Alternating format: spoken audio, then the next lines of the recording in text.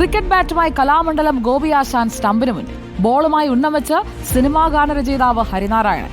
2 പ്രതിഭകൾ cricket മത്സരാർത്ഥികളായി ഏറ്റുമുട്ടിയത് Athreya cricket അക്കാദമിയുടെ 5ാമത് cricket ടൂർണമെന്റിന്റെ ഉദ്ഘാടന വേദിയിലാണ്. ഗുരുകൃപ കലാക്ഷേത്രയായിരുന്നു മത്സരത്തിന് വേദിയായത്. രണ്ടുപേരും ക്രിക്കറ്റ് കളിയുടെ കടുത്ത ആരാധകർ. ഒരൊറ്റ ക്രിക്കറ്റ് മത്സരം പോലും കാണാതെ പോകാറില്ലെന്ന് കലാമണ്ഡലം ഗോപിയാശാൻ.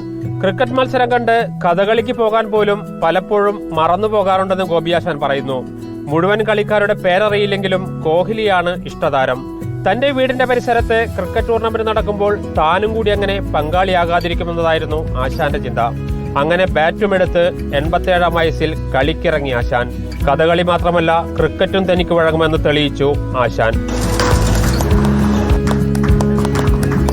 സ്വതവേ ക്രിക്കറ്റ് പ്രേമിയാണ്. ക്രിക്കറ്റ് പ്രേമിച്ച കളിക്കാൻ സാധിക്കില്ല. അതുകൊണ്ട് കളിക്കേണ്ട കാര്യത്തിലല്ല, കാണാൻ, ക്രിക്കറ്റ് കളി കാണാൻ അങ്ങേറ്റവും ആഗ്രഹിക്കുന്ന വ്യക്തിയും അതിനെ സംബന്ധിച്ച് അറിയാനുള്ള ആഗ്രഹമാണ്. കവിതയിലും സിനിമാ ഗാനങ്ങളിലും ക്രിക്കറ്റിന്റെ സ്വാധീനമുണ്ടോ എന്ന് ആവർത്തിച്ച് ചോദിച്ചാൽ ഒരുപക്ഷെ ഉണ്ടെന്നായിരിക്കും ഹരിനാരായണന്റെ മറുപടി.